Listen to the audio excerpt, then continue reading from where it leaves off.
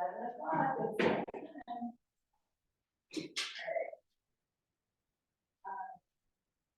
morning, everyone. All right, great. It's Wednesday, January 3rd, 2024 at 7 p.m. This is meeting of the Stansbury Service Agency. It's our work meeting for January.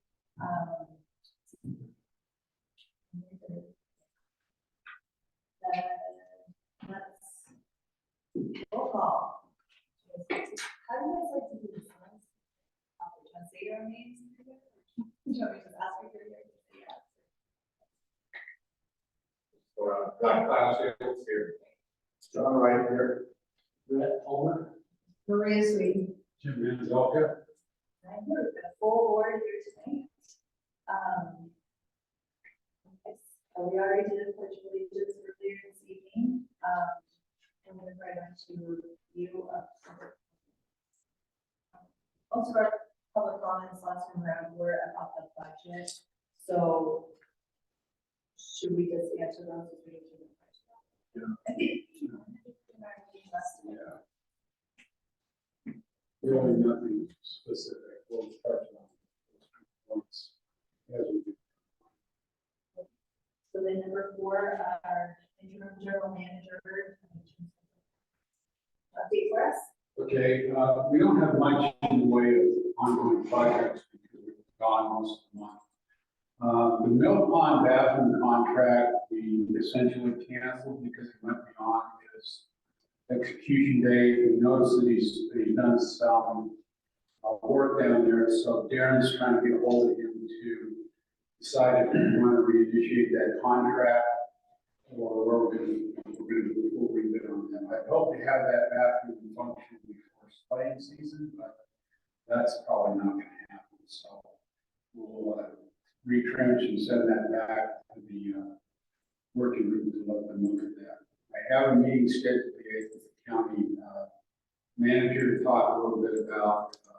I have a question on the plan. Yeah. So, the contract is canceled officially. So, do we have a policy, or does the policy committee want to make note of? Do we have a policy when that happens? Do we have to reopen it, or do we give them a certain amount of days to perform? We would reopen it. That contract came about because Brett found the only guy who was willing to do it. Oh, okay. And so we would, my preference would probably be over again with local contractors to see if we can find somebody who can do it. We do want to modify it to include the saddle for the culinary in addition to the sewer. We just talked about sewer. Oh, okay. We were going to modify his contract, but we couldn't get him to respond to us. So basically, And then also, so all of our other restrooms are not operational in the winter. Is that just because they're tied into irrigation lines and that makes it difficult to operate? yes, yes. So the only one I think that's working right now, and Darren can correct me, I think the one at Fort Way is operational. No, is it also is through the, So I know a few weeks ago it was working, so we could shut that down and shut the new one by the tennis court is independent, so it will be able to run past sprinkler time. And then the sledding hill, but everything else is tied into the sprinkler systems. No, the golf course, the bathroom by the pickleball courts is tied into the culinary part, like not. Right. So it will be able to operate independently. We just haven't charged it enough yet. We have heaters in both. But we don't care. Is that not true? We want to have heaters inside that unit so that they can operate year-round. We will be setting it up with when we set up in the spring. They're They haven't turned it on. Right. So they do have meters they can operate at.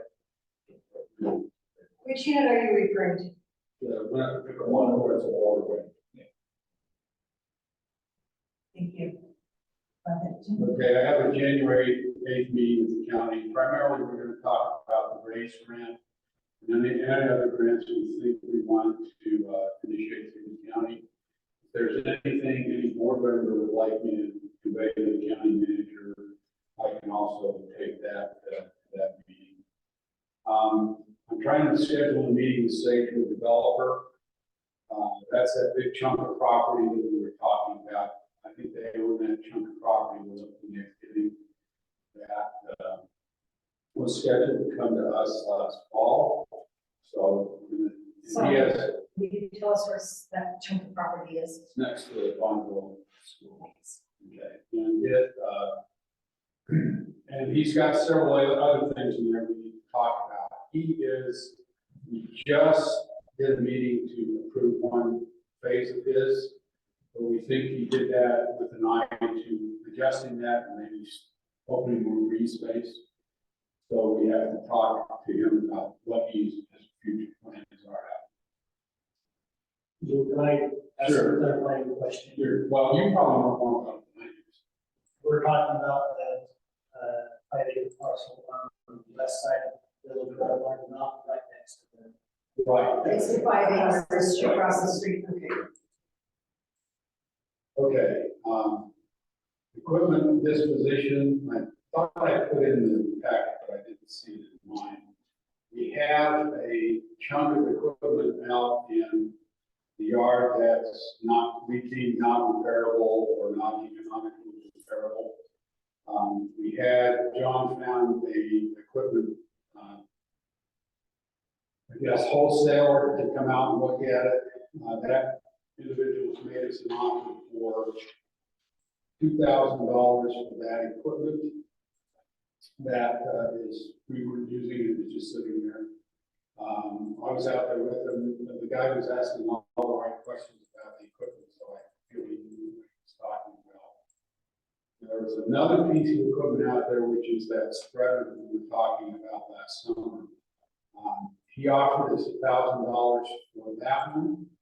I think that's a little low, but we need to probably talk about that. But I will make sure it's not in the packs, that everybody gets a list of that equipment we're talking about.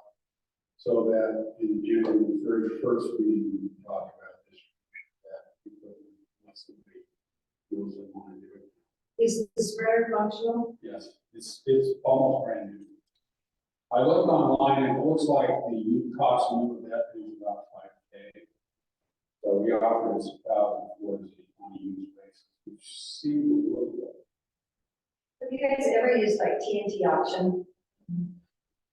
To consign some, if it's operating and it's in good shape, you might get more than $1,000. I don't know what their fee is, but it would be worth a phone call. They're just right here on, not right here in Redwood Road and Rose Park area. What do they call TNT auction. Those guys that do stuff out No, that's somebody else. That's Ritchie Brothers out here. And I don't think Ritchie Brothers deals with small equipment. right. TNT does everything. They've got all the Do you have city vehicles and do you have a contact? I do. Keep that in mind. I'll give it to them. Okay. I would just comment that there are specific requirements for the neighborhood of surplus property. We want to make sure that we're following proper procedure. Right. So now that we've got one bid, now we just find to explore other options.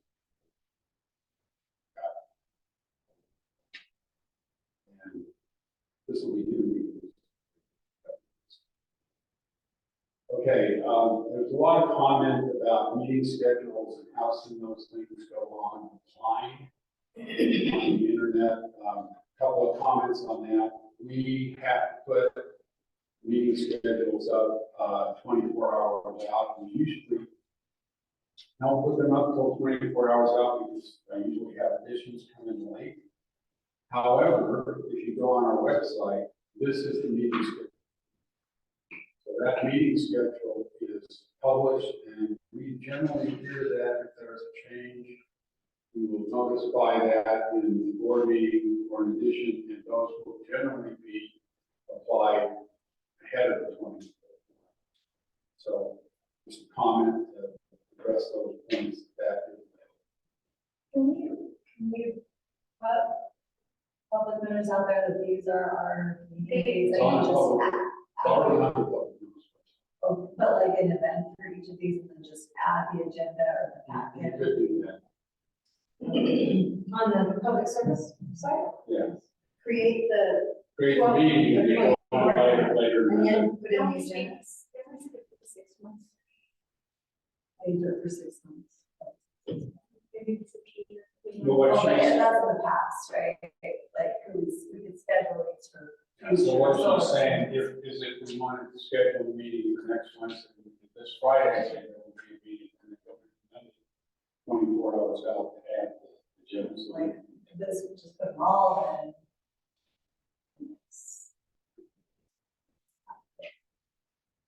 Because when you pull up our organization on there, if that's where people are going to see it. then see what we kind did of that meeting on the website, yeah, but it's there. I have a question about that. If we post an agenda on the 22nd, and our meeting is on the 24th, so it's more than done in 24 hours, and we take an item off the agenda, we have to post a revised, Yes. That can be done in 24 hours. and the same on the inverse where if we're adding something, but okay. I think it's more important if you're adding it. I mean, if you end up not talking about something, or tabling an issue, then that's. We can table it, yeah. I just wondered, there were some comments online about us not getting it up on 24 hours, so. It's always been 24 hours. So it was posted 24 hours. I saw it. Before the meeting. Right. I think they just had that information. Okay. And good job on that. Never did it anymore. Okay. Because of that. We talked a little bit last time about where we found, where we don't allow, so I asked the field crew, ground crew, to come up with a schedule. This is the priority, wow, areas. This is a priority. This is our priority schedule. So this is, if it snows, we're to just approve the support from the golf course side. We're gonna plow sidewalks and what, parking lots we have to plow in this order. Some of these were a little unclear as far as I was unclear as to exactly where they were. Some of them are pretty obvious, like Portaway Park in the tunnel, we know where that is. The clubhouse area, we know what that is. We know what the parking lot is, like the clubhouse. Cemetery, but some of the ones that are listed on there, I want to make sure everybody understood what they were. So this is the elementary school, and this is the road that leads up to that frontage road by Village. That little bow that you see, I think, is part of the subdivision out there. So that's their number one priority, is the grounds to that elementary school. So we're plowing right out to where the other side, we're stopping basically at the edge of the school. Probably, Yeah. and then down in the plow. Yeah, we plow across from our thing up to the single lane path going to the elementary. This is what's called the Big L. That white building off to the right above the Big L is Solberg's. That's a trail that runs behind Solberg's and adjacent to Polk Canyon Road and Church. So if you're not familiar with that, we have a trail that's covered by our property. This is Castle Rock Trails around the backside. That's the Delgado area. And on the backside, we need to, I think this is for the park. So, sure, just have a question. This area where we're plowing right there, push some houses, within over there, the lower left corner. We plow from, I don't know, the neighborhood, the Little Birch Preschool, we're gonna go to the north and to the east over to where that road stops at, right there. We stop, is there some? From that point on, what happens to the road side? Is that all under homeowners association? Yeah, it's either homeowners or there's a church property in there, there's properties. You know, when they started to put in Wild Horse, they had a plan for a trail running from the bottom point down there over in the unfinished housing and to go all the way back to number 12, which ends up back behind Brigham Park. We were originally going to get islands in the middle of that road, but instead they settled on two, I think they're 8-foot wide trails, one on either side of the road. So we have trails on either side of the road, and up there at the top where it ends off is where the construction hasn't begun on the road yet. So eventually that's going to go all the way behind Old Mill, basically to the back end of Brigham Park. So if it's not occupied right now on that particular road, say from north, yeah. So that's, if you can see that, that's the 11th priority. That's the last. Number 4 is the quarterly parking. Okay. This is Rapitage, again, a lower priority. This is basically running along that stuff over to the high school. And then there are a bunch of passings that we have. They're little stretches that run like to the high school and the church and from Interlock and over between Sandhill and Village Park. These short stretches that are on the plow list, so everybody sort of. So why would both of you list? Because they're, like, for example, this one on the right, left-hand side is one nice.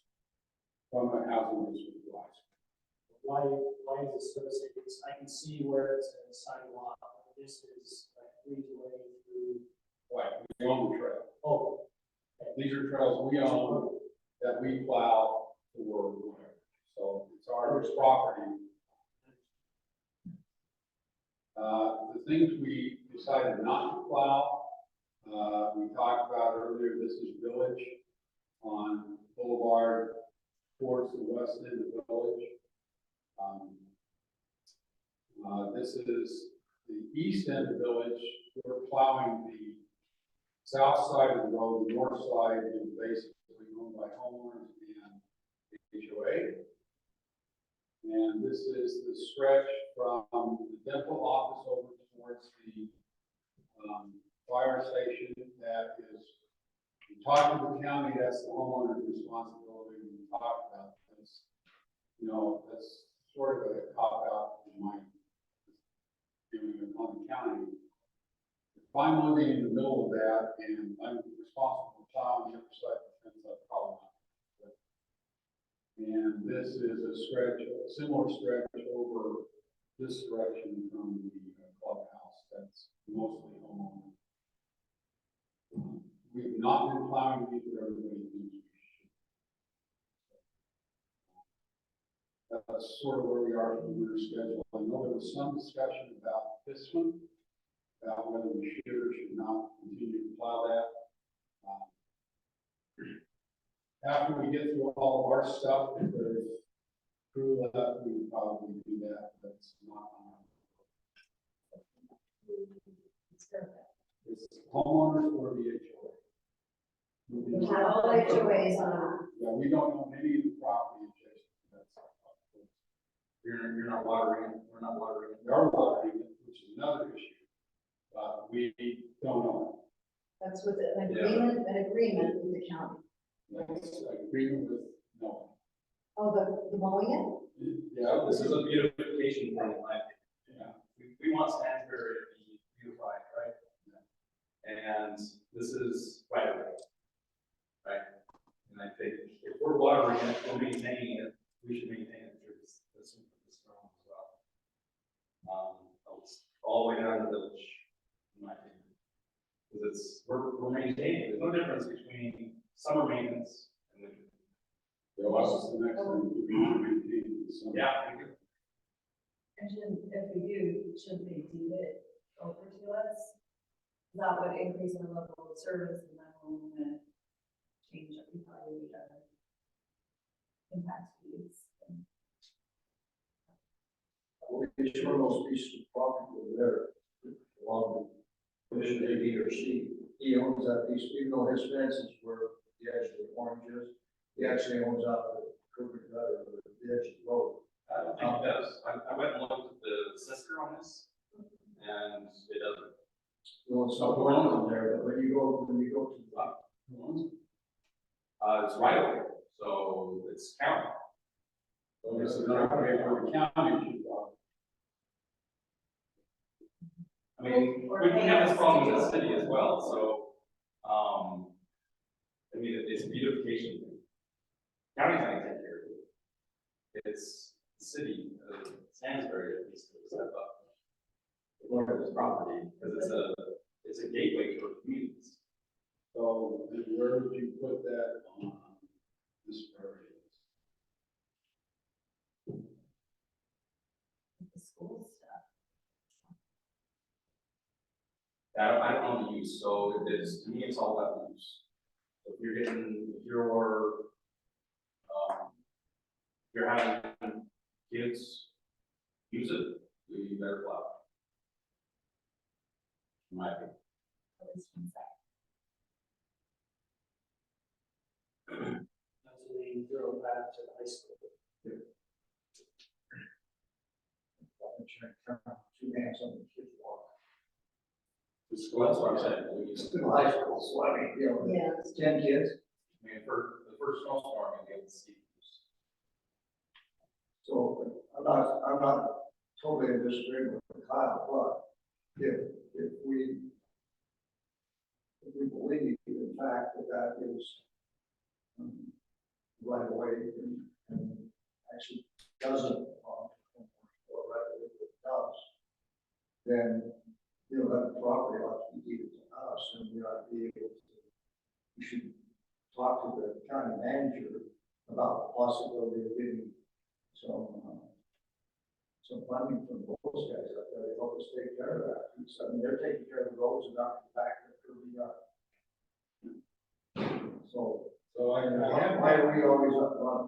Every time we turn around, because the way that the planning and zoning of the county allows it to happen, we get caught short.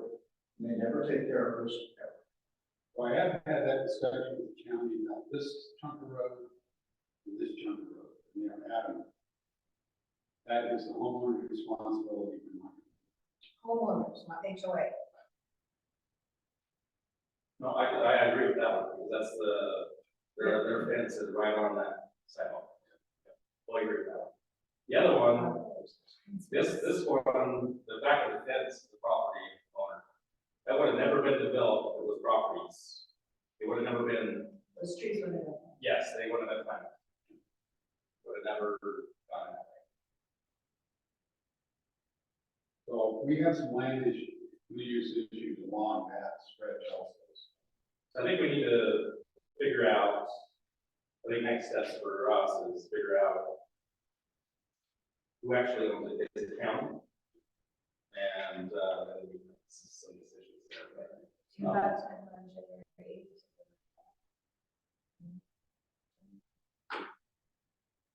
10 o'clock. So I will bring that up with the county. Yeah, I'd be curious to see what they say. I can tell you they're probably gonna say. Well, I can tell you what they said about that. They said, no, it's not. Well, we plant those trees. Well, there's no trees here, it's the trees. This is the one we're Yeah, talking. there's trees. Well, there's trees They'll- all they'll around, put trees them on in. all sides.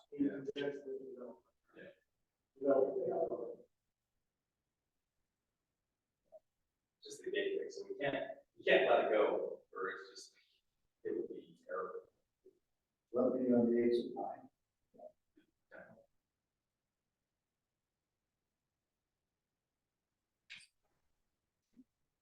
But we're mowing that too in the summertime. We're doing I leaves don't on mind that. continuing to do it, if okay is. Yeah, the problem is right now, staffing, because we're low staff. So that's why we looked at, can we cut that out, because it really has, we really have a moment. So if we can get some cost off that, yeah. that'd be great.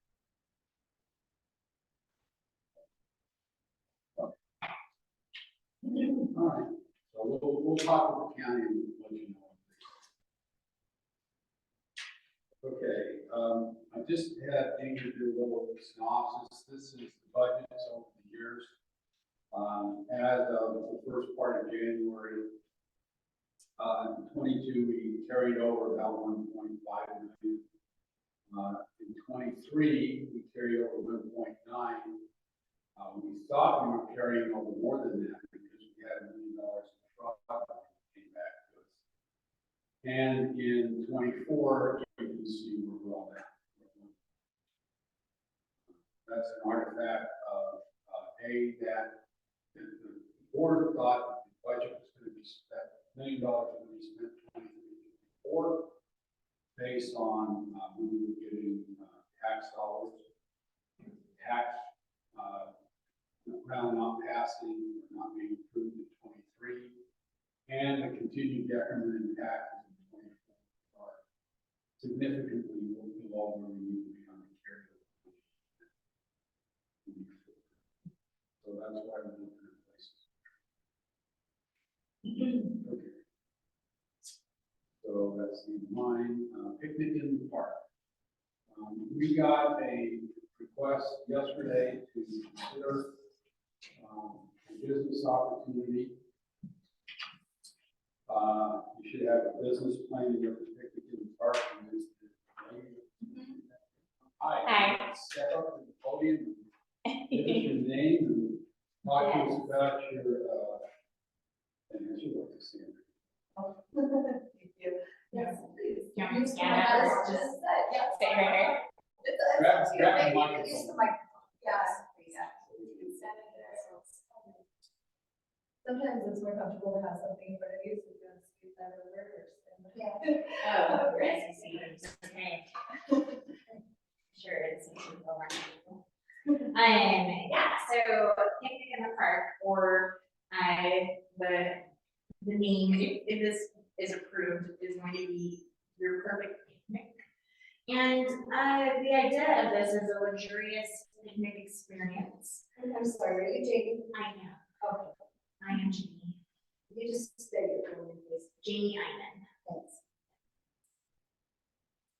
And the purpose of picnic in the park and is a soft start of this business would be on Valentine's weekend, weekend before Valentine's Day and the day of Valentine's, to have a luxurious picnic in a clear see-through tent that has a heater in it, like an electric battery powered heat system. And throughout the day, different people will be coming to this location to have a romantic picnic with their significant other. There will be music in there with a record player and tea light candles, not running candles, but just, you know, flickering candles that are battery powered, and decorated cute with battery powered twinkle lights and just a cute little ambiance, starting the day off with brunch and or breakfast and brunch foods will be provided, and at lunch and dinner time, lunches from Hug Fest will be provided. And yeah, this is kind of my business plan. If it takes off, if it's approved and it takes off, then I would love to do more luxurious picnic style lunches and, you know, do birthday parties if somebody wants to propose, summer get-togethers and that type of thing, and use this as a location, use the lake as a location to host events. So, for the soft start of Valentine's weekend, I don't know how successful this is going to be, so I don't know as far as utilizing the park facility, if there would be a fee associated with that on my soft start. I'm putting a lot of money into it just by buying everything I need to buy for it, and I'm sure of if it will be successful or not, but if it is successful after that, I would love to work out a partnership where I can pay you a certain percentage of whatever I am making off of my sales. And so that's kind of a brief explanation of what I'm thinking about doing. So I don't know if you guys have any questions. Have you ever done anything like this before? What's your background? Okay, so I am an English major. I have ran 2 successful businesses. I swam in high school and college, and I built a pool in my backyard in Lehigh, and I paid it off that summer. And then after that, the summers after that, everything after that I pocketed, and it was successful. And then I have a website that I run that I started a year ago, and I made $50,000 off of that in a year.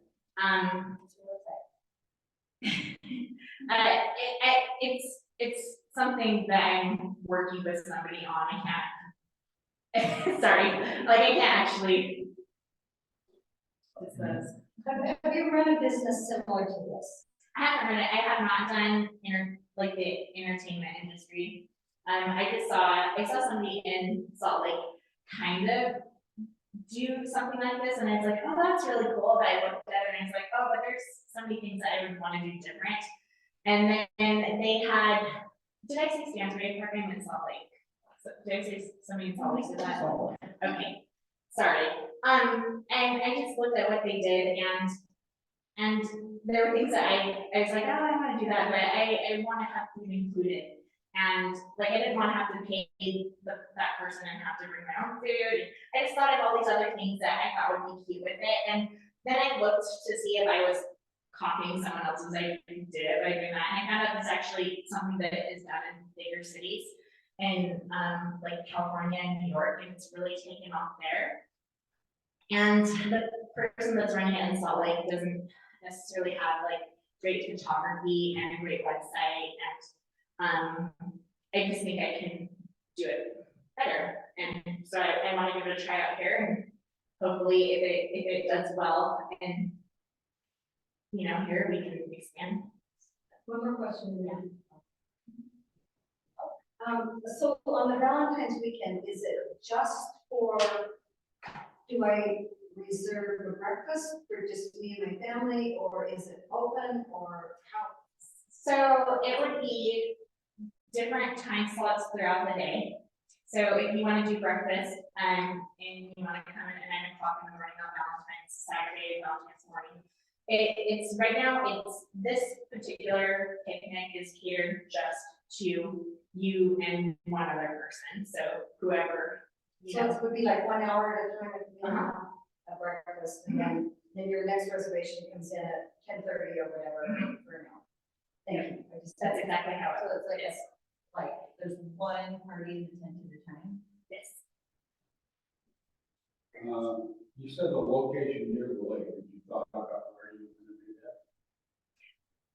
I mean, I walked around, and there's that little cutout that's kind of like has that cute little, I mean, I don't know if you know what I'm talking about, but over here to the left, and there's that little rounded area with the rocks around it. No, not the gazebo, It's just like a little. On the other side of the tennis court. Is it like a little? Yeah, Is that right? it's where they shut fire. That will shut out. You require power and we're going to bring your own. No, I do not require power. How big is the town? So I'll need my, it's a 12. I think it sounds fun. I think, we've been looking for ways to have more, events around here. I think there are definitely things like we have to work through and, we're probably going for exclusive use of anything. And there would be a fee involved, we charge our food trucks to come out and so we have to work for that. Continue to have some discussions. I just hope it's, and to me, this is an event. It's not necessarily a contract. This is an event. Open space. For them to do their private business. Because it's not Stansbury Service Agency. Right. It's not our perfect. Yeah, it's before the board because it's a land use issue. We want to rent space or come to a contract to allow that business to operate. There. On a recurring basis. So we would probably, think about frequently, so even if it's infrequent. Seems like we would want to coordinate when she wants to do something, whatever, right? So we would have to schedule almost as well as it was like it was in the building. Yeah, Let's say, okay, it's gonna be in this spot over here, it's gonna be on whatever it is. So we would just have to schedule this situation. And then maybe, something there's some out. Oh, businesses, sorry.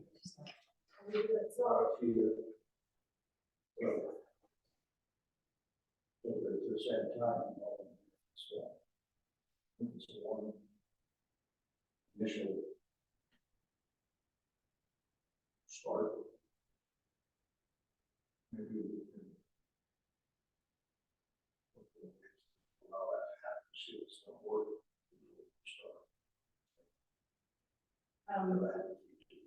So my only concern with that is that everybody needs to be treated equally on the space in the park.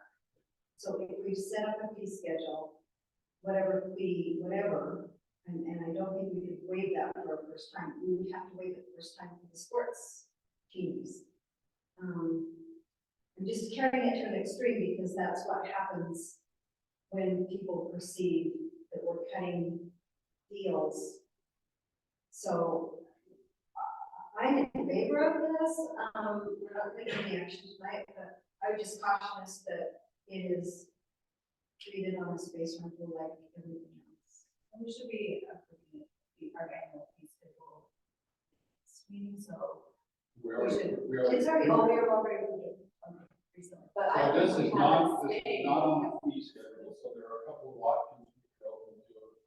One is we could rent it per hour like we do sports fields, we could do flat fee rental, we could do a percentage of sales, or we could do like, so there, we could work through the process, but she thought she could work with us and bring it back to the board for final approval. She would like this started so she can start doing it. So I think we're looking for we're willing to do this on contingency, let us work through what the actual fee schedule will be and go from there. So I think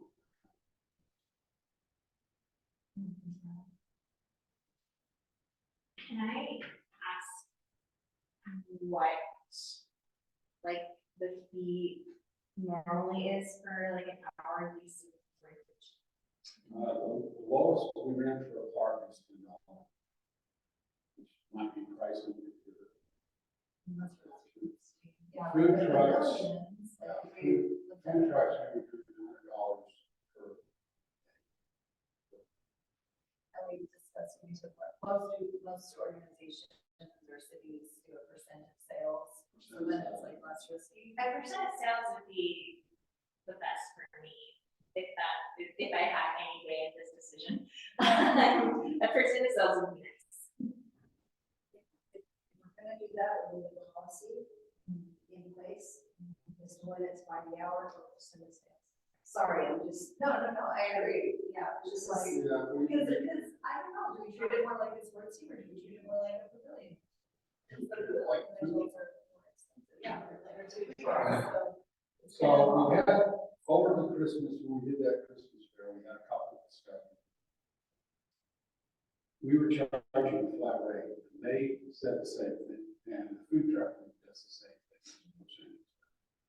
So, what we might do is roll this into the food truck contracts that we start doing, and that would be the percent of sales. So that's probably going to be a percent of sales, because that makes more sense for the food trucks. If they have a big night, it's more money for us. If it's an off night, more. you should have the service. Well, part of it, yeah, but part of what you want to be able to look at with regards to, whether it's percent of sales or just a flat fee per hour, is, we're gonna have to back and clean all this stuff up. We're gonna make that totally their responsibility, As a business owner, I don't want to come in and if I have an event and they're paying me $250 and I pay you $100, I don't want to work with you. If you want businesses to come in, which we do want for the Stansbury Park, you want to be able to work with businesses. Well, I understand what she's saying. Well, What's the if cost? her breakfast, whatever, breakfast is $35 or $40, I'm gonna get 10%, I get $4. I'm spending with my time to put it up. Well, So you're not not going to do an event. I got that, they cost me more than $4 just to pay. So you understand? I mean, we need to be looking at it from our side, so what's beneficial to us. I don't think it would benefit anybody to do a picnic for $30. I'm not looking to do small sales. These are luxury glamping, think glamping, what glamping is? No. It's camping, but it's glamorous and it's really expensive. So this is kind of glamorous picnic. It's an experience. Now it's out of insurance. Why don't you do the first question? What about you? I'm all for, having conversations.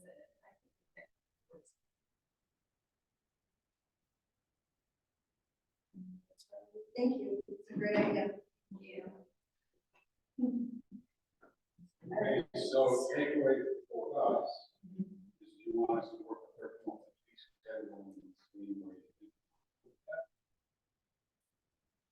What do you want to do? We need to have some. Are we kind of making consensus? I would rather not make a decision here. I'd rather put it in the capable hands of our GM. This is a business owner, so it would together and come back with a proposal. And you do carry liability insurance, correct? I have not received an LLC or insurance until I get approval here. And then once I do that, I will get those things. And then we can just have the contract. We have contract that Which brings up the question, when we do this, do we require a writer, an insurance writer, meaning us as the insured? We do for our sports team. Yeah. We do for some staff. Well, it's not in this. We should probably, what's kind of like a new category or an expanded category. Like I said, if we roll it into the food trucks, we're trying to take over the food truck. Well, because right now, we're doing a lot of cleanup and all the things from the food truck. They have offered to come back and pay us a small amount of cleanup. I agree. So that's sort of. Thank you, please proceed with that. I was gonna say onboarding action. Okay, so I basically wanted to run through new board members, how we're organized, how we function, some of the goals that have come out of the discussions leading up to the end of the year. So here, I'm having military experience, I like work trucks. So this is basically the way we're organized. The general manager is sort of the focal point for managing managers. Directly under the general manager is the pool reports to the manager, the library, the cemetery. I have a project manager that's dealing with any of the capital projects that we're working with, and an executive assistant who is also the accounts payable clerk. And so when we get into how we manage money, we'll see how that relationship works. We have 3 business entities under that: the business manager, who has an admin assistant and an events receptionist slot, golf superintendent, who has motor irrigation, and a recreation manager, which is basically building parks and grounds and maintenance. So that's sort of how we're organized. On one of the things that post broad investigation was how we were handling payments. There was a lot of concern about how we handle cash and how checks and payments were handled. So in 2022, I did an audit of the agency, and I was on the finance committee to look at how they handling cash payments. And we morphed that into this schema for how we want to handle both ordering and collection of cash and other revenue streams, and how we can do that. We flowed this up to the special districts manager at the state auditor, who said he really liked this and said we had this pretty well mapped out. And in fact, he said it more detailed than he would have understood. We didn't get the last. We've added on the order request form that we've added purchase orders. So all of this is going to be the user, whoever is requesting a purchase, is going to go to the business manager, who will get a purchase order. And that will either go to the payments, to the ordering side, which is the 2 clerks I have in the office, the payments clerk and or the admin clerk, or it will go back to a responsible individual in the organization that ordered it. If it's a pickup, like if they're going to Home Depot, they would take that purchase order and set up that purchase and authorize it. Once those transactions are completed, we get payments in 2 forms. They either come to us online as checks. Those approvals currently are made by the GM. I've had some discussion with Brett about who should be authorizing those payments as it's currently established. That's done by the GM, and then that is put through as either a check or a ACH direct deposit from the bank. Cash, the pool, golf course, clubhouse, and cemetery all run through Clover, which is our accounts manager, either cash or credit card. Kelly Ann, when she collects the cash, she gets a stub from Clover that tells her how much cash and how much is credit card. And then that cash is counted on this side of the scheme and verified and deposited in the bank. The credit card payments go directly into the bank, and we routinely audit those at the manager slash business manager level to make sure what was reported and deposited fits into our accounts.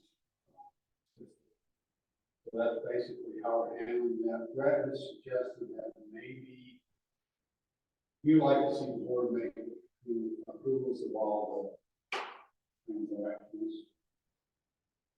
distributions, or at least some of the distributions. Right now, we're having more major purchases. For example, we bought a trencher over the summer. So that's a part of discussion throughout the year. How do we want to do that? As a minimum, what we're doing now in your packet is a list of the December payments. We give back to the board a list of all the payments that we've gotten, that we've made throughout December. So that list of payments is in your packet. And we'll probably start putting that either on the website or as part of the packet that we put up on the state website after approval of the minutes of next meeting. If we're gonna put this on the website, I would suggest that the description be fairly, clear and. It's a report from our software. Okay, so when it's input, just put a good description in there. So if somebody were looking at it and they see 17 Amazons, we can say exactly what each of those were. Does that make sense? And then did you have a dollar amount that you wanted, or do you want every transaction? I'm just gonna suggest that if next board meeting, we have a meeting to discuss. My thinking is that, with the fraud and all those issues, I believe that the board is responsible and should be improving. I think it's actually required that the board approve all their requests. And so have a line item on the agenda to approve financial reports. I think this is great what Jim and staff has prepared, but we have to have accountability throughout the board to make sure that we are approving these expenditures that is been like that. So you would say, so in your scenario, we would approve this amount. This would be. Instead of That that, side and then that would be done. approval of financials and warrants. And then, we would officially approve that. Well, we're already spent, right, correct? So, Unless we say, okay, anything that's over $1,000, whatever the number is, that it has to come before the board. Because I can't have, then I want the guys out there, we can lie by all that, yes. so, when I'm recent payments and things like that are charged on cards, that's normal business, that's allowed. I'm just saying if there are expenses, generally they're coming every 30 days with calls. Payroll, those types of expenses can be authorized through the board because they're wrong, routine business expenses. So why don't you look at that list of expenses and see how we can parse that out? And then we could decide, okay, these can be approved on a routine basis in-house. And this. Most of the stuff that we're approving in-house is. So at the end of the day, even though some of the expenses may have already been incurred, it's still important for us to recognize and make sure that we agree with what has been spent. I agree 100%. I've been trying to get this done since 2 years ago, 2.5 years ago. But I was, Jim and I were on the same page as somebody else was in the department.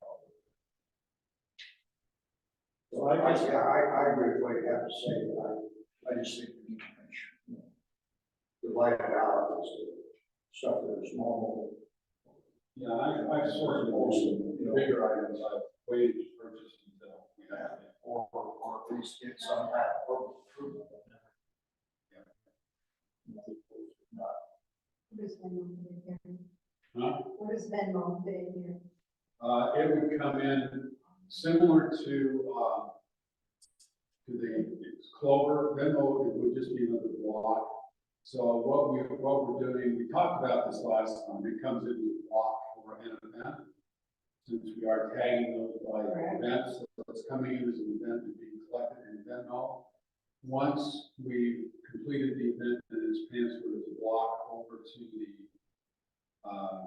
bank account and it's tagged by that event. So we can watch the Venmo numbers coming in it's only a one-way direction, we aren't paying out through Right. them, so it's only collecting fees. So those fees come in, it's collected till the end of the event, certified and then transferred. So we're not, okay. We kind of had a disagreement on that last time, so that's okay. But I've done some more investigation into that, and one of the things that we didn't talk about, or this I didn't, wasn't whether we did it, but you know, there's a fee towards the person that's receiving the money. And so our ag It's us. And so we're losing, if we charge $100, we lose a percent, whatever it is. yeah, and that's got to either be accounted for in cost or it is Kelly. Kelly implemented. So I took care of with Jim of transferring the Venmo. He was with me while I transferred it so that there's two set of eyes seeing that Venmo was going into our general account. The fees were actually less than Clover. I believe we only had, do you remember the amount? Well, nevertheless, it's a fee. It is, but it's less than a credit card and more people are either gonna pay with credit card or they're gonna pay with Venmo because no one really carries cash anymore. So we're Well, taking, That's not true, we'll make that statement wrong. I can tell you we had more Venmo payments than we had cash. So we're gonna allow the kids to come down here to our swimming pool down here and buy a 25-cent piece of candy and put it on their Venmo account, and then I'm gonna get charged 3%. That's crazy. Why should I be even taking anything out of it? We should set a limit that says, I don't accept Venmo unless it's $5 or more, or $10, And whatever it is. I think that you could, so Venmo, for example, when someone paid $1 to see Santa, I tested it before we started. When I paid $1, there was it was 10 or 11 cents taken out. You can set a limit, but Clover also has an app, so at the pool we take Clover, and if that goes around that they have an app, people can play just like Venmo through the Clover app, and we're taking more of a fee as well. So either way, we're taking a fee once they have cash. If the Clover's costing you a fee, we should also be putting on that. So Why am I taking a hit? Because somebody says, well, this is easier for me. It's not what's easier for them, it's what's better for us. I think sometimes you have to think of it as either we'll do Venmo and we get some, or we don't offer that and we get nothing. So then it's a way Well, that's of, baloney. I don't agree. So I talked to our financial guy about this work, and we put all of our fees, the consumer pays all of this. Yeah, just, And it's on the back. on the back end, you charge Back end, more. yeah, well, it's on the back end, I don't know how it's done, but it's a percentage. But we shouldn't be taking the hit. And we did talk about that for future events, because we didn't think about it the Santa one, so it was so rushed. Now that we know kind of what the fees look for like certain dollar amounts, like $3, $10, we talked about making it $1.15 or, $1.50, or making it a little bit more that they're eating the cost, we charge a little bit more than we would to offset the fees. Now, I don't know if we want to put it in the pool store also, where you charge a little bit more to offset those fees, but there is ways to go about it. And then we did talk about that for a future event with Venmo, we didn't think about that ahead of time when we had put the fees back in. I think we started advertising in November, and that's before we even had discussed using Venmo. Yeah, I just think we should be having And that's sort of what we're doing with golf course and sales tax and all that other stuff. We build that cost in whatever we're charging. Carrying fee or tax fee, whatever is being built. The cost, so we build that into the cost, so that when I go pay a Venmo, I'll be collecting additional dollars. So the guy that's paying tax, he's getting screwed by whatever the difference is. You've already owned the fee for it. Either that or you say $1 cash, $1.50 Venmo.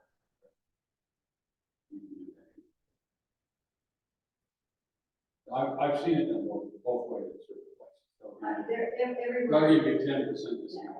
everywhere I go, there's a fee on credit card that I gotta pay. Or I can pay cash, not pay that. I wonder if Clover has something in the back that Like Venmo where you already I know when you make a transfer on Venmo, if it's friends, it's straight across, but if it's a business, then they take the fee out of the transfer fee. So, yeah, we need to do a better job of figuring that. little piece out on the whole. Yeah, I remember this discussion several years ago when they first started taking credit cards. That was a fight in itself. Huh? That was a fight in itself. Yeah. So, It's funny because it's switched to, it used to be the board wanting the staff to take credit cards and staff was like, no. and you're right, we ought to be recovered. But then we'll see the work, works fine, we did. Okay? The other questions on how we handle cash flow. Okay, so this is the board organization. We, over the last couple of years, have stood up 3 working groups to sort of work through stuff before it gets to the board, and we put in a board work meeting like this meeting, so we can talk through all the stuff in detail before we get to the business meeting. We've got a bunch of stuff to pass and approve. Hopefully, all the details will be worked out before we get to this point. So there are 3 working groups. The capital projects group, I was the chair, John Wright was on there, Randall Hinton was on there, so he will have to be replaced, and Brett Palmer was on there as a non-board member addition.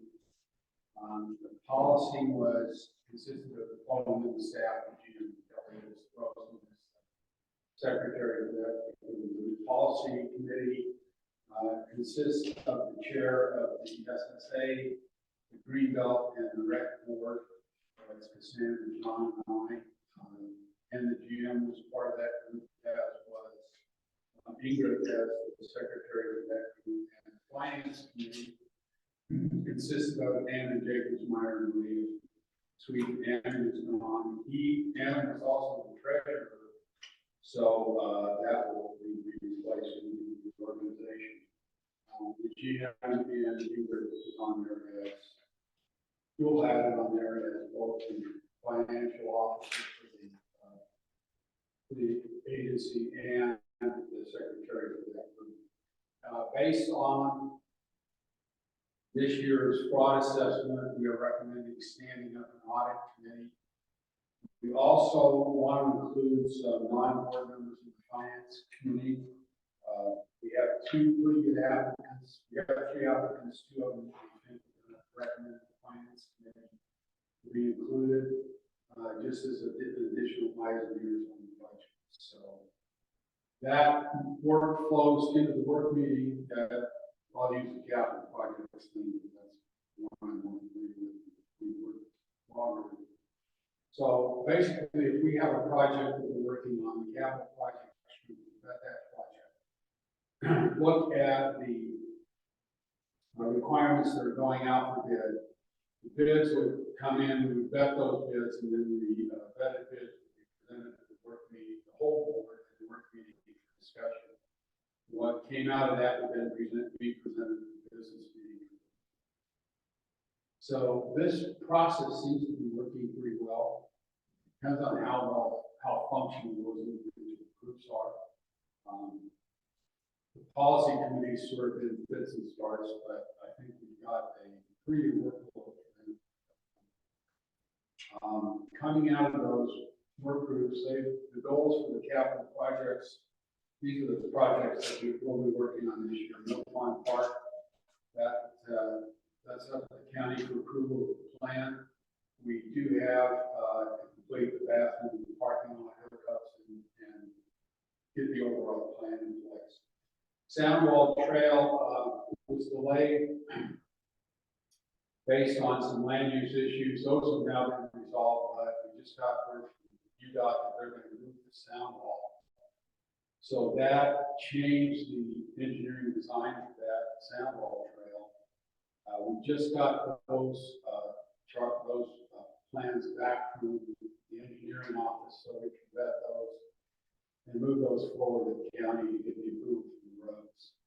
And then get the, we need to reset that grant from the state so that we can and follow through with the new construction of that. Shoreline development, we initially bought the docks on a county piece of that. We have a DWR, outdoor rehab or rec grant. When we now have DWR involved, so we're gonna redesign that a little bit before we execute it next year. To decide how best to put that grant to use. Oscarson Park, we took the bathroom based on the fact we had to take a better charge from the stocking fee. So we need to look at a bathroom hookup, and the capital project group has to come up with a plan for how we install that. We do have a set of playground equipment purchased 4 or 5 years ago. It's what I was saying, limited use. Abilities. Limited abilities. I really strongly, you know, like, it's just not pretty. It's like the old, it's yellow, red, blue. It's just not pretty. We're putting it in a brand new park. I really think we should put that in like Woodland or somewhere else where it needs to be replaced. And make Oscarson Park like new and modern. And I'm not on that committee, but We have looked at making Oscarson sort of the limited abilities park all around, and we want to change that. or we could still get just new equipment that meets that standard. If we could just look at that, I just totally disagree. And where we have bad equipment, going down there, we've got a lot of playground equipment. We've got to review the equipment we've got in all the parks and make recommendations for what to do with that. It might be to replace some of the standard equipment with back equipment. What can be signed costs. So when you say all buildings are, what comes with that is usually, form place? Is that what you're looking at? Services? Yeah. That makes sense. So, that, and the other thing we'll have to plan to that is the reason we went to Oscarson is that was the impact fee. If we redo the impact fee, you'll see we get the policy group, then we could probably account.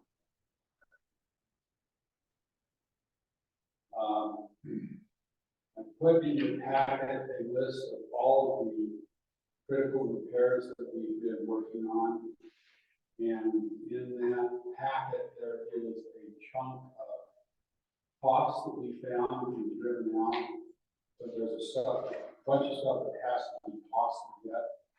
Once we start building costs in those, then initial prioritization will happen in the capital projects planning. And we'll shift that over to the, where we get to that. And then I talked a little bit about the playground. We've got a lot of that we have to assess. John agreed to assess that with the grounds, with the operations group, to look at what we've got, what can we fix, what do we need to replace, what do we need to repair, and so we can put some of that back in use by the summer. Hopefully. So we're going to be busy with the next year. Policy committee, we've had gone fits and starts on this. We have had a couple of things we approved. In our last meeting, we sat down and set up some goals for 2024. One of the things we need to upgrade is the operations section, the operations manual. We've made a lot of changes that we haven't been accounted for in that manual, so we want to capture that so that when this board moves on, the next board will have a template for how it should function. Same with the budgets and audit section. We've got all that stuff that I showed you about how we're doing checks and audits and budgets. That needs to be documented in that section of the operations. Impact fees document needs to be updated. This last year was made in 2007 and updated. So we need to update that. Safety training is something that's got to be worked on, as common procedures, the requirements for fraud audit, shortfalls, the audit committee, how we're going to do the formal hours of training requirement. We're also looking at all the contracts, as well as the board compensation policy and public comment. In the finance committee, number one thing out of the fraud assessment was to establish that audit committee. We need to expand the committee to include residents. We have 3 applicants, like I mentioned. We'll pick up 1 or 2 of those, I hope, within the committee. And one of the things that Maria brought up is that committee needs to be more proactive at working throughout the year instead of just at budget time. We're going to meet at least bi-monthly and hopefully discuss Even if it's just to review what's going on. transactions. I mean, we need to be that committee, not we, that committee, whoever it ends up being. It would be better if there's More frequent. And one thing that the board came out of this came out of our audit discussion. The board really needs to work that budget harder than we have been, or they have in the past. We talked about how, the funding approvals, but we need to be more cognizant of what's going on with the budget. I think that's been a shortfall before. And the executive actions, funding two parts. One is fund the enterprise and execute the enterprise. So that's the broad goals of the board. I'm sure as we establish goals. I wanted to talk about this slide because when we talk about the budget, this came out as we were developing the 2024 budget. It's the first time we've had to deal with the surplus. So we were talking with our independent auditor and the special services district of the state audit, and about how you handle transition of money from year to year to year. Within our, if you look at bullet 3, within our current operations manual specifies 3 mechanisms for carrying over funds. One is capital projects, 2 is operations and maintenance. That's sustainability stuff, like if I got to replace the cockpit every 5 years, put that in your budget so the building has time. In this case, you probably build that into your rental costs, so you can account for that replacement over time. Golf course has to replace golf carts and stuff like that. That should be accounted for in operations and maintenance budget. Repair reserve is sort of your quick reaction. If something fails that you didn't expect or not on the timeline, you should have a chunk of money set aside so that you can repair those and not impact your operation. So back up to bullet 2, they recommended carrying over 1 year's budget plus 3 months worth plus 5%. That looks like a lot of money. I'm loath to carry over a lot of money. That's their recommendation. The board needs to decide how you want to distribute that, what the goal should be, how fast you think we need to be. Isn't that budget's for the whole operations facility, just not for capital improvements operation? That budget includes So I can operate it, so we can operate this whole facility. but there is a chunk, a little piece in that, so we won't have any excess, but for example, the sustainment funds are in there to help us fix stuff that's going to be correct. But ultimately, you want to have a reserve in this. So that's the guidance that you guys can decide as the board. We can decide how. About 4. Huh? About 4. Yeah, they recommended staying at the maximum tax rate until we achieve those. Again, that goes back to how fast you want to go. We have about 500K over the based on, or over what we consider to be base, just operation dollars. If you're gonna build that up in 10 years, that's probably, you know, the less, the longer. So we're gonna have to figure out how fast we want to build up this.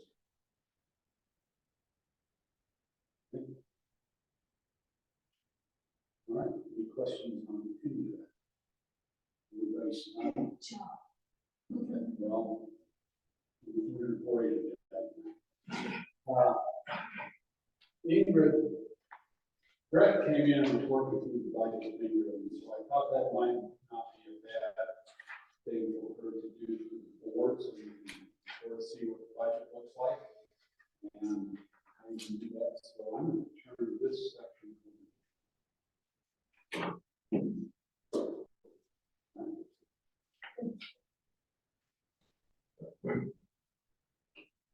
You bringing your computer with you?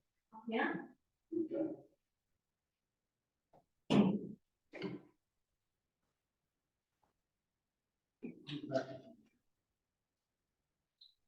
Mr.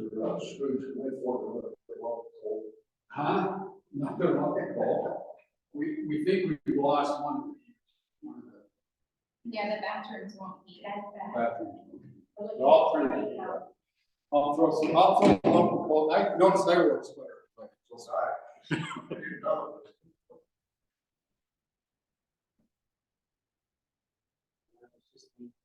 I thought it was just me. Oh, no. My feet. Anytime we meet after the 1st of October, right? Let's bring it home. Go to the restroom. It's cold.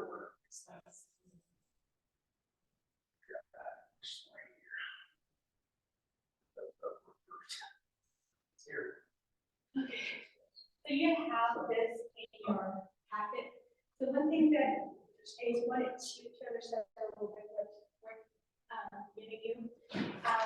Jim asked me, this is straight out of the OS, the software, but he asked me to make it pretty. So you also have the pretty version on your anyway. I don't want to go on that so big because I can make it bigger. And the other part also I want from guidance from you guys is what you would like to see on a monthly basis. And then once a quarter you will have for sure this detail. If you want to detail every month, I mean it's easy, I just run the report.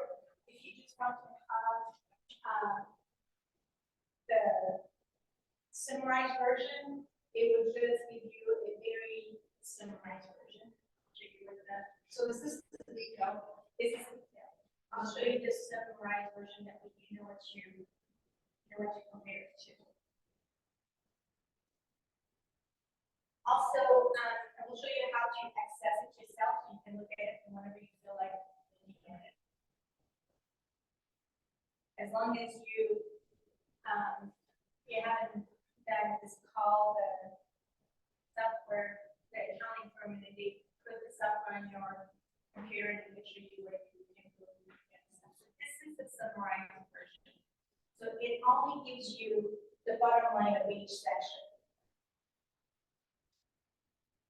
It doesn't give you any of the line items of how that amount came along. And the only thing we have, we don't have any amount, but one.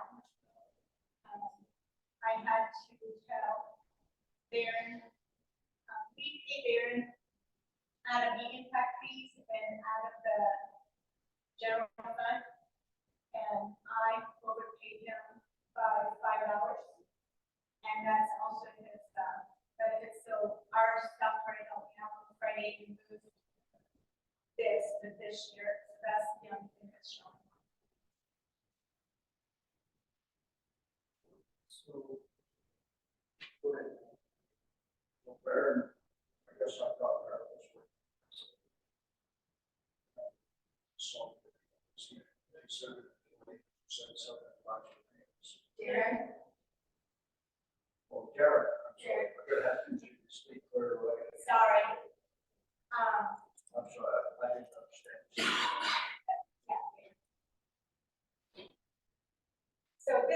something that you need to decide what you would rather see on a monthly basis.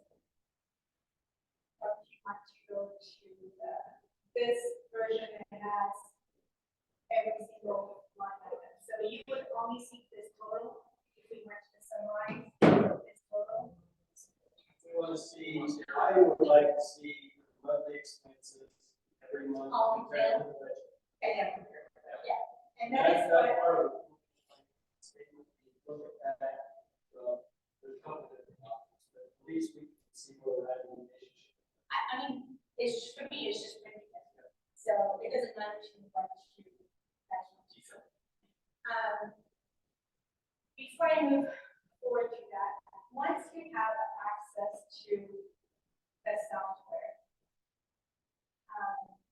John, Maria, Sandra have all the information. I'm setting it up for Al and Brett.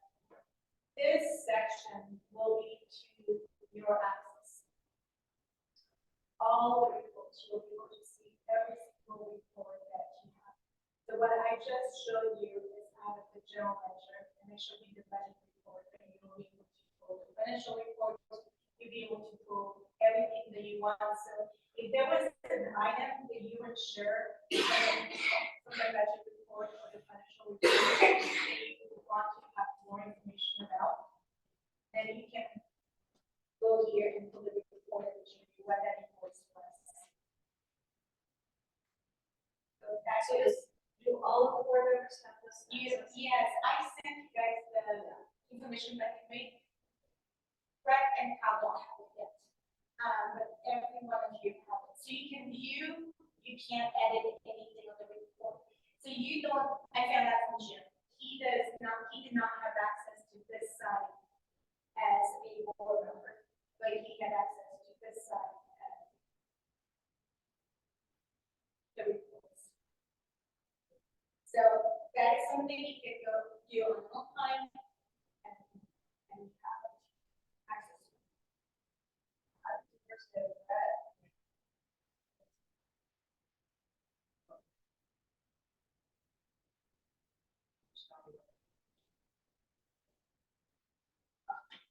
I like this transaction report against budget.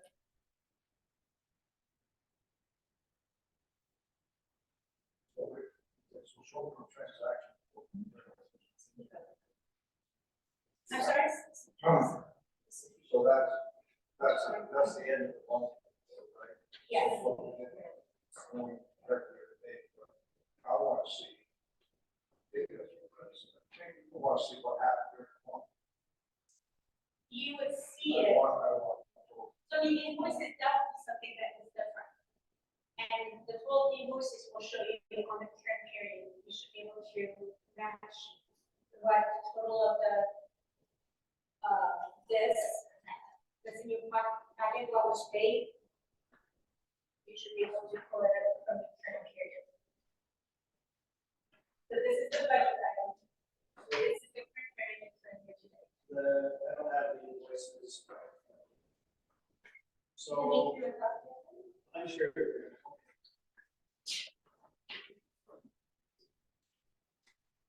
So on these invoices have a date of November 15th. They paid 12/15. So once we get into January, at the end of this month, we'll start seeing. Yeah, you'll start seeing something charges. there because we have. Everything that's on this warrant It's for register 2023. will end up being in one of those categories.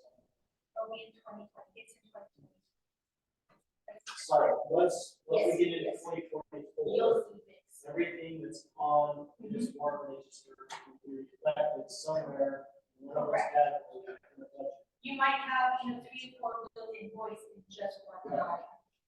Honestly, if it was my wish, but I called Fuller and told me it's not acceptable, I would have you guys have access to this side, and I'll show you why. Because that's how I work my, If there's a question, you work I'm always going to you and say, all right, what's in here, right? Yeah. That's I why. am there for that, you guys. Crosswalk. So when I, on this budget, if you had any questions about total amount, I can double click on this, and it tells me this is a revenue. It tells me exactly what went in there. Okay. You can get that same information by pulling the reports. So if you were to pull the reports on the ledger, or even the bank, you would see the same thing. It's just easier because, you know, it's all in one. And then the other thing that I told Brett too, if you had any issue in Kellyanne, it's almost as everything up to date.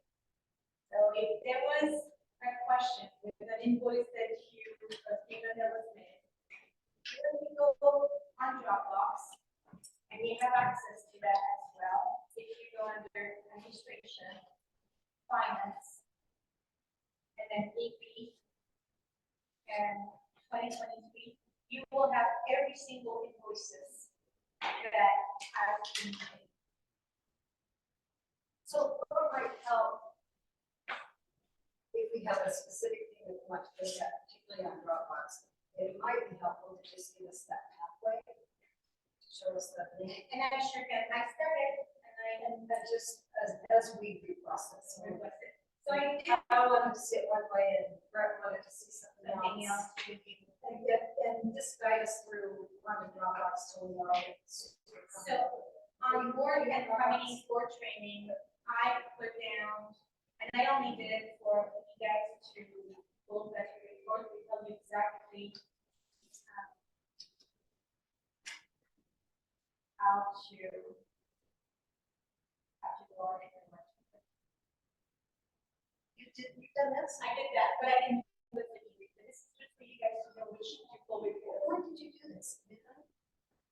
But anyway, it's on Dropbox and it's under your board committees for training. And I did it as a PDF and as a PowerPoint. But I haven't done it yet to how to go on Dropbox. With Dropbox, you pretty much, you don't have access to HR, but everything else you have access to.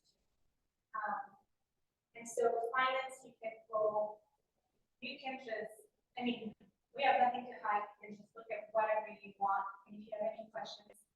I am kind of sorting things out, but everything is there. As far as budget line item, I made the changes that John and Hammond asked last year, and I noticed that Kellyanne had written the deposit for the past few days. We used to put everything for the golf course, and by the way, golf course makes $602,000. We used to put everything on the golf course, and then Hammond and Jim had asked that I divide between green leagues, food leagues. I also want to show you something else that you might not be aware of.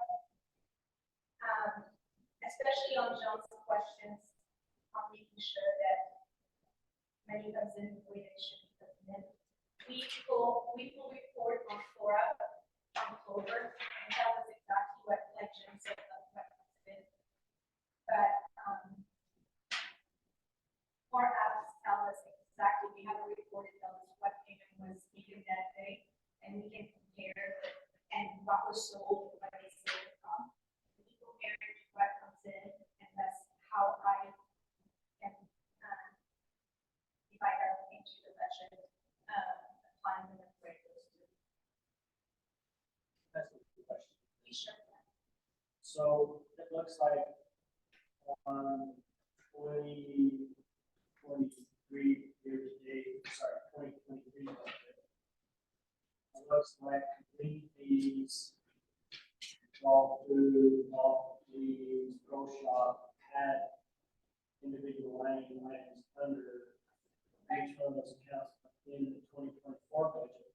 With a lump sum of $700,000 for golf course. Yes, and the reason is these were divided up about a month ago, and when she made that deposit of $9,978, I still have to go into in here to find out what that was on. And I suggest for the 700,000 because this is my first year doing this and I wasn't exactly sure how to divvy up the budget. So before, it was in one lump.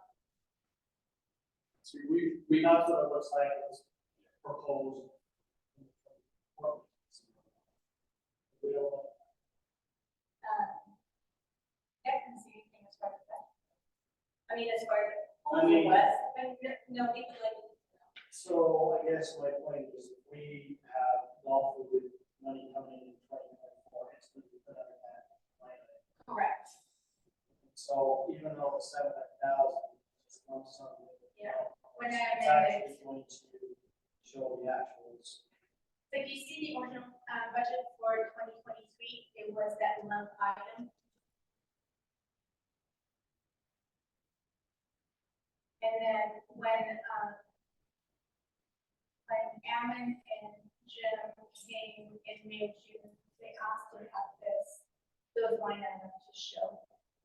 And I honestly did not know exactly how that was going to go. And so I waited until December to do what she wanted.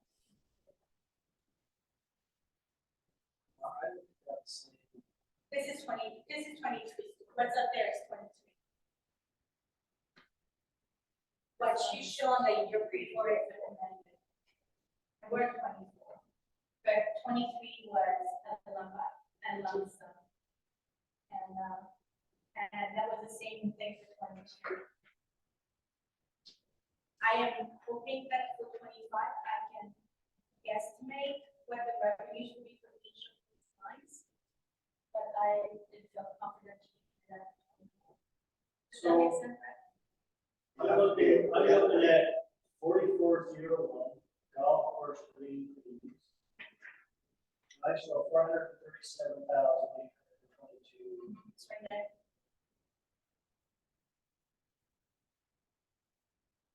So it just doesn't have to. But you have it at 2024, so you don't have, so I'll go back to 24. And then I just wanted to show you that that's how it was done before it was a lump sum. So here we are, now you have 24, and it's going to match exactly what you are.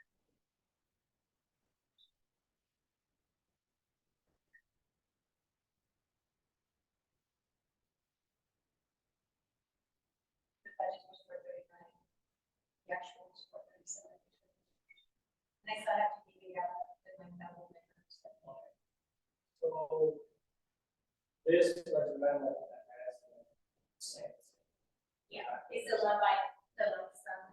I'm trying to figure out what percentage is, what they will be for beer sales, pro shop. we're trying to hone each of those lines so we get a better feel for what's coming out of each line. It's a work in progress because it's. It is a guess, you're not all right. Correct. And that was the same thing with the swimming pool. We went back to, we get used to do that.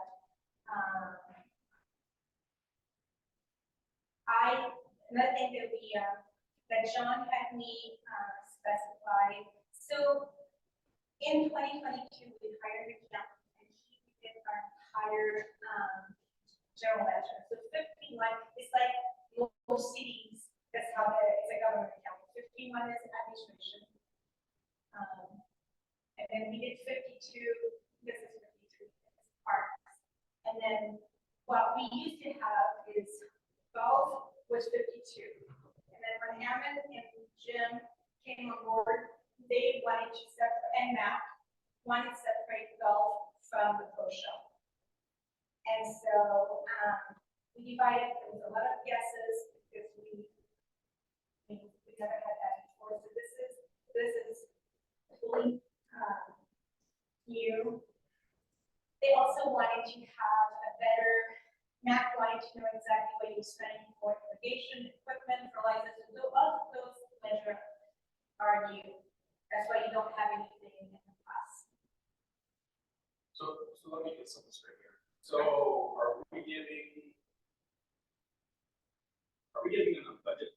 Say, here's your budget, here's your line items in the budget, go. This is That's the fine. first, this is the first time I'm being I mean, it's fun because now I have Gordon that asked me for the budget because he needs to make sure to staff up really, not going over. I told them that I will keep an eye on it, but send these on a weekly basis. Because I think it will be a lot easier for them to know what they have. Tom told us that in the 5 years he's been a push-up, he never did a budget. They didn't even know what the budget was. You're just buying the GM. That's a big no. So. Exactly, so we're trying to get these guys to There's meet. been a rude awakening. Perfect. I won't tell you my nickname is, but it's not my favorite. I mean, they do it.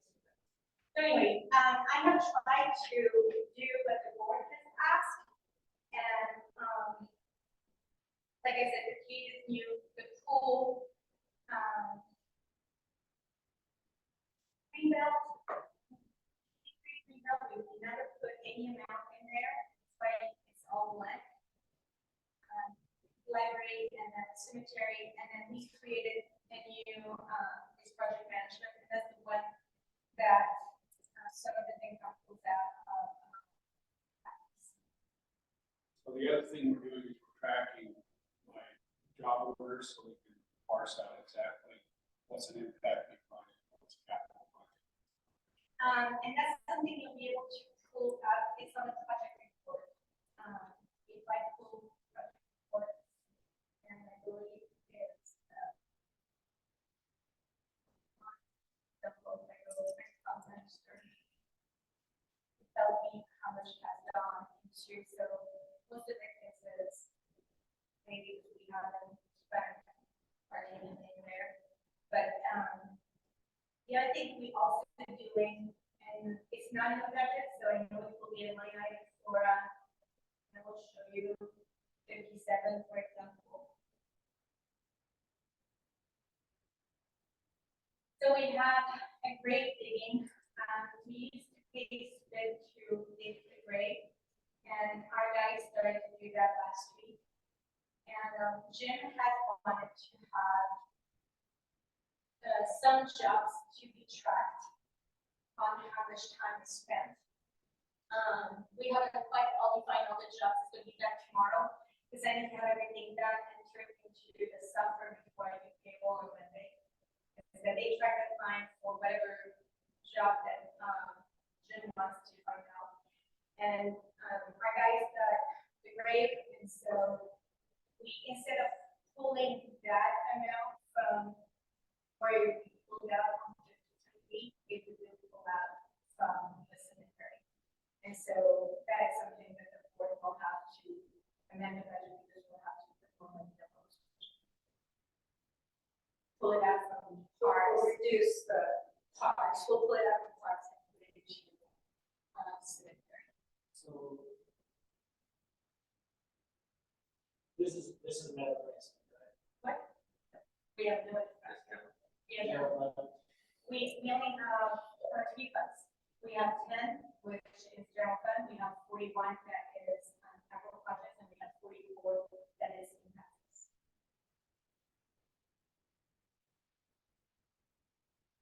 Operation subsidize. And then the budget has many things. If you remember when we did the budget, I basically said, your budget's a roadmap. When you get to the end, you count how well you manage that roadmap. That should lead forward into the next budget. So it's a cycle that you're going through constantly refining. One thing he told me is that, let's say that, for example, I need to pull, some of my pool people are working in the library and I don't have enough budget. The board will have to approve for me to move somebody into here. you would do that without The board decision. We did it when we created the department, because I didn't know that was something that needs to be done, but when you move money from a department to another department, it has to be approved by the board. But do you think we should use that?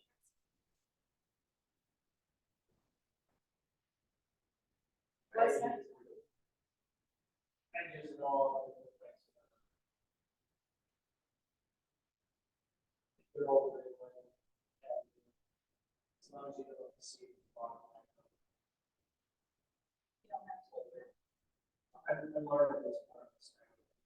I'm learning as well. This is something that I did not. This is all technology, so. This is like, Everything on the line item is.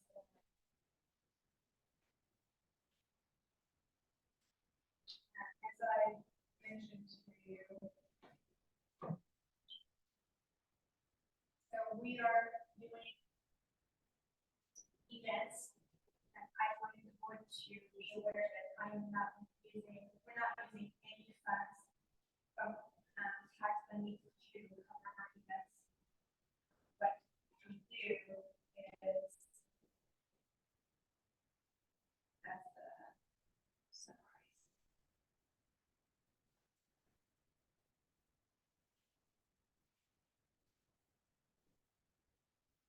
The line item on revenue, that says, so we have a line item for Stansbury Days, we have a line item for community. The community is what we have done. From our Christmas event, we brought in about a little over 1,000. How much? Over 1,000? So I will carry over to this year. But then on the expense line, I have a line that says we outreach Stansbury Days, and that is the outreach is the events. And so that's where, it was. So your community events, Santa fits under community events. Okay.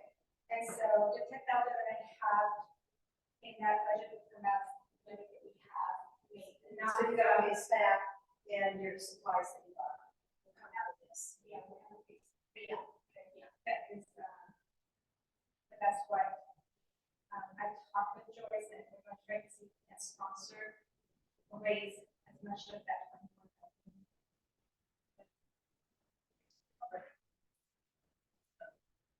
So I think that's what we are, Stansbury Days was? well, the two were just spending $20,000.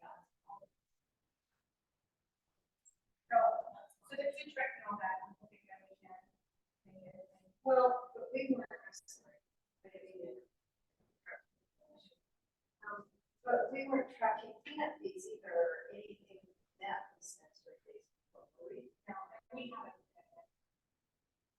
That's not, and she knows that we always use that, and I'm not sure how much our corporation will be able to help this time.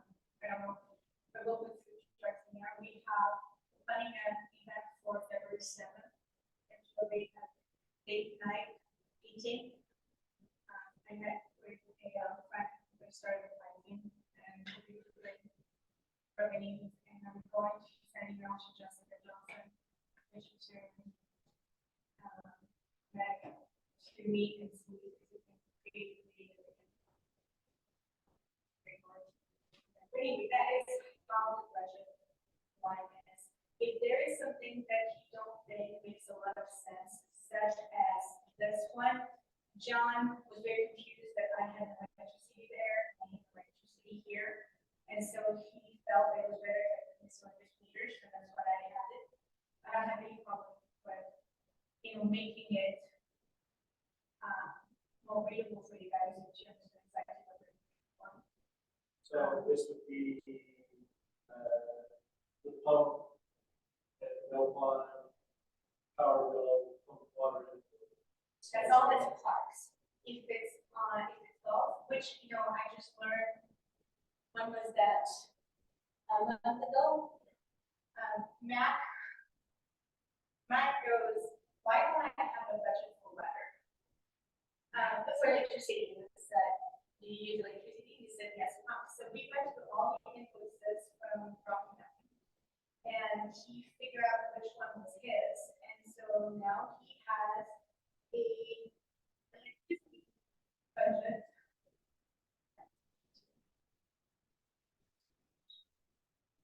$20,000.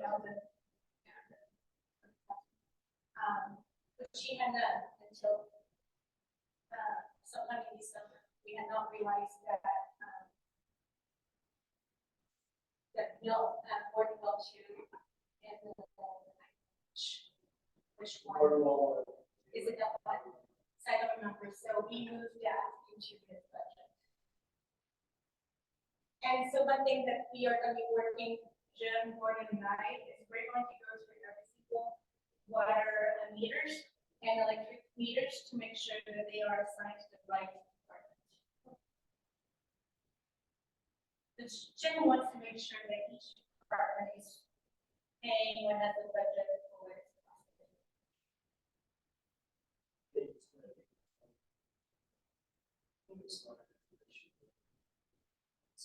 But if you guys need more, if there's something that we're missing, I would rather you tell me now than in May, June, or November. So starter to run with this, and so Yeah. go next year, you can have categories to change things.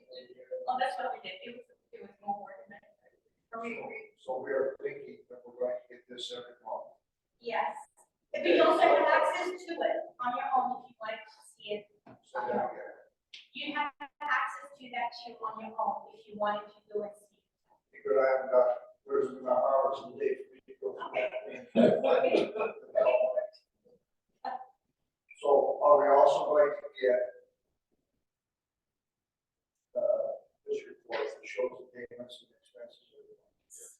Okay, so I can take this here, get a summary, and it's going to come out with the rest. It might be a lot, but yes. Well, I mean, the summary comes out of the end. That summary number, it'll be, yeah. It'll be, within whatever. We should be able to track I'll that track from this. on that number on there. And that will be what- All right, thank you. So when you go, okay, well, the top here. The revenue page. I When mean, we're talking the about revenue. percentage use over there, I'm assuming, but always assume, that it was, the percentage used was the current year to date, the FCN, the budget, the current annual budget, not for any year. Correct. So I'll show you with the one that my mistake with the payroll. It shows you right here. So with this, with 5.27%. Well, we use 5.37% of my budget for 2024. Why don't you use the words, why do you use the words annual and current? So why don't you put the year in there? Because that is a report that is made by the software, and I'll be very honest. Here's with you. the- Okay, well, that's what.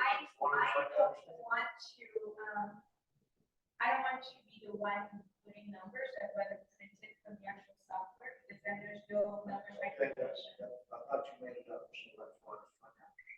It So, would read easier if the years were. Current period, I guess this is just showing my own. so here it is, they want the pretty one, they want the pretty one. So this is normally supposed to freeze, and then you can go down. You gotta recreate this, you gotta, I printed as an Excel, and then Jim asked me to add all of them. So if you transfer the numbers to Excel, you can create. This is the raw data. so yeah, for me, this is great. I'll show you how you can do it. If you go under print, you can export your file, and then you have your Excel file. And then you can sort and do whatever you want. This was, Probably be better than. That's a start, so everybody understands the budget. any questions? I am there to answer any questions. I'm sure we did.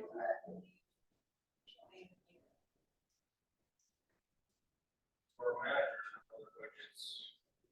Yes. Yes, and it has been interesting watching them go as we've started bringing them more and more into the budget process. Watch them start managing. Two things about the budget, now you can through it. Have the managers give you a list of what they really need to function. These are the shortfalls based on the fact that we don't have a full budget this year. If we starting in 2025, this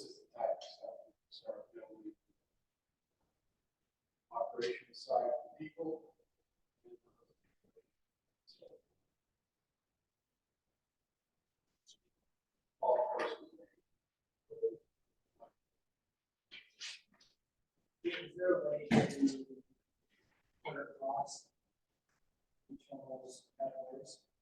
It's in Dropbox. How much, so is there a cost all those already? Yes. I just didn't see it. Yeah, well, they're not in the budget because we're not paying. No, but as far as just for the shortfalls, like it's said two mowers, Yeah. like, is that It's in $20,000? Dropbox. Is that? It's in Yeah, Dropbox. we've got dollar figures for all those, and I think those are. It's in Dropbox. I can send you the link, but there is a tracking sheet for equipment and everything is in there. So I think the Dropbox is great, all the information is awesome. I would like that. John, we only have so many hours in the day. Well, that's why I had to put that. The Excel version, I like that, it looks like. Okay. If I really want to dig into it, you gotta go. That I learned from my staff that if you use a search, it pulls up. I never used it. Before we leave, I just have a question about our emails. It's not budget, so does anybody else have anything on this budget, please?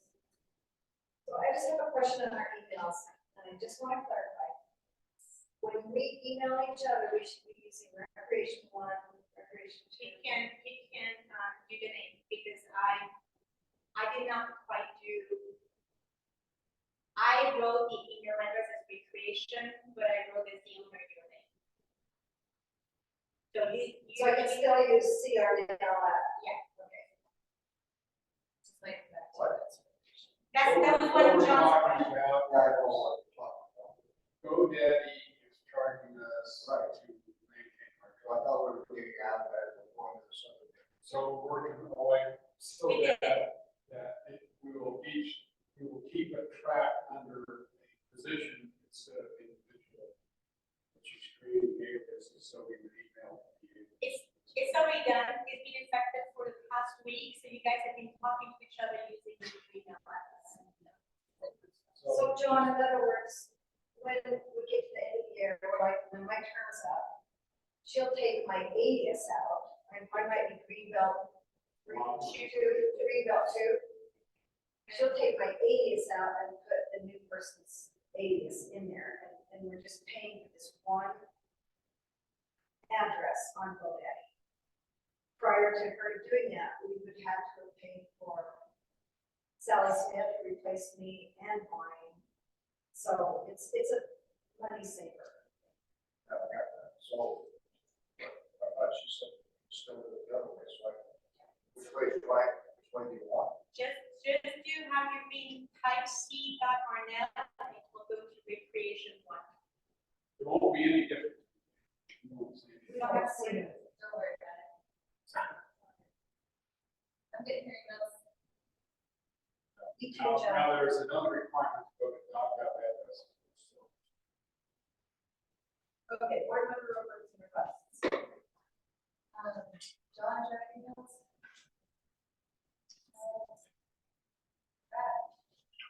I guess I'd like to request to visit the meeting schedule.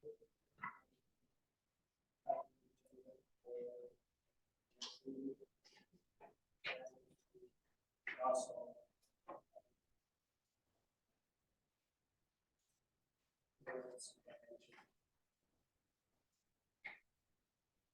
Okay, be good that I hear this. Is your microphone on? Which, right. Maybe the thing Just- to. Have the meeting schedule on the agenda.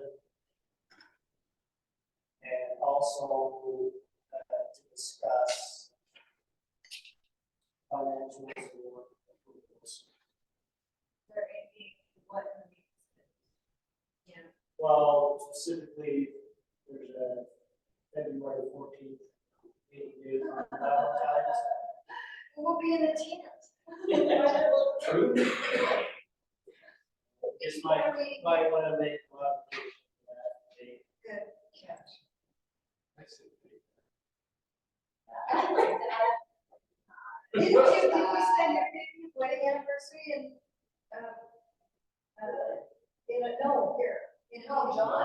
John did. John gave up. Didn't you give up your 50th wedding anniversary to be here? So great. Yes. Did you have anything? No, I'm gonna request that we go to closed session. I have close. Okay. No. I probably would. I just want to quickly report on our icebreaker event. It's fun.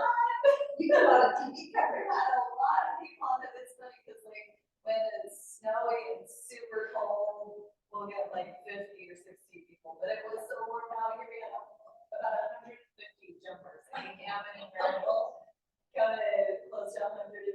And then there were spectators, there were like 400 people just on the shore watching. It was nuts. And I think we tried to get a food truck out and they were like, no. Give us the boat. Crystal floats popping out there, handing out hot chocolate, so they ran out. So was that your husband that was in your? Yeah, it's awesome. And then, and North Twilla Fire Department, big shout out to them, they did great. And every jumper is really excited about our new pier or dock or whatever we're gonna put out there. So next year they don't have to slide down slippery boat ramp. Hopefully they can actually from the. Slowness. Yeah, that's painful. Roll back to the swimming platform, swim back. Yeah, they did it one year, they cut the ice, it's so good. I'll have to just see the video. Some years when it's like this thick and they're not gonna put chains on, and then we push the whole piece, which is like 12 by 12 piece of it, and it's right under the side. And then when you kind of go around to the far side of the ice, jump in and swim to the pier. Run up. I don't know, you're in swimming. And my kids, I have 2 kids. Okay. And then do we have the list for the, also for the next meeting, we have our list of all like annual checklist things, right? It's in our administrative policy. There should be a whole list, I think it's in the administrative policy manual, that has a whole list of things we're supposed to do. At our first. Oh, yes, that's right. Yeah, like, we gotta do all of that shit. Yeah. Yeah, Jim has already started looking, okay, good. And you have links, we're supposed to be doing like an open meetings training or something. She said you had to. Last week. No, Where was I? 28. Oh, it's the 28th? I sent it on the 28th. Okay. With the conflict of interest, I sent a new form today that I Okay. filled out. Maybe change it. Is there still some more corrections? Is that what I'm hearing? No, I think when she sent today. Okay. We were using the 12 count form, we should have been using that. But that one, I sent it respond today. to the one that, like, here was still like No. still you're using it, but I'm using the paper stuff.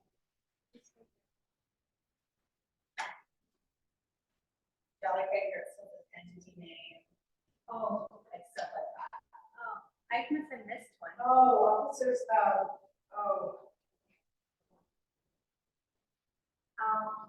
mean, we sign on the part, and then on the last page, it says like year in practice, we just either have to take that off, because there's no right to it.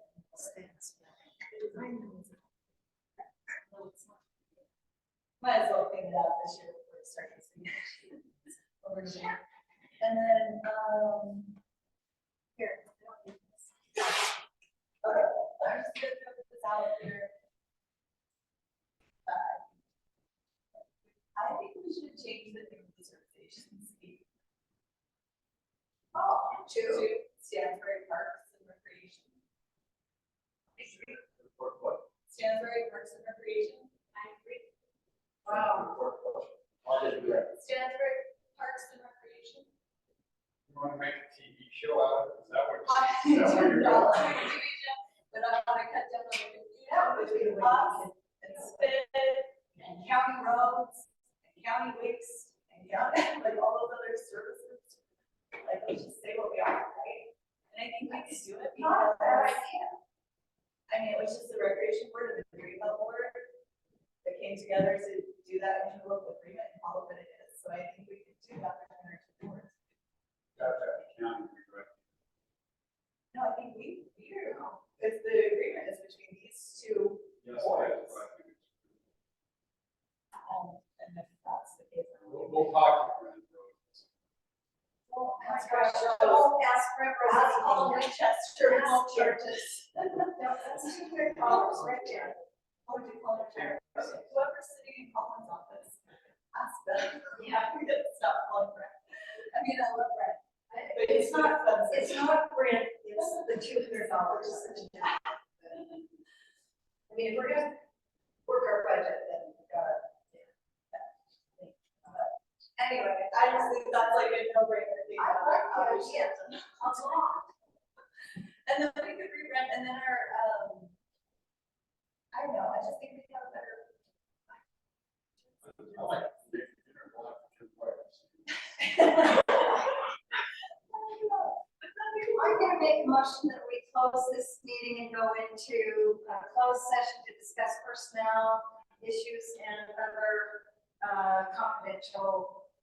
Personnel, we've got real estate, To discuss personnel and real estate issues. I'm going to ask that we invite our interim GM and Ingrid in my motion. motion, Second. Brent, Yes. yes, James, John. Yes. I vote yes.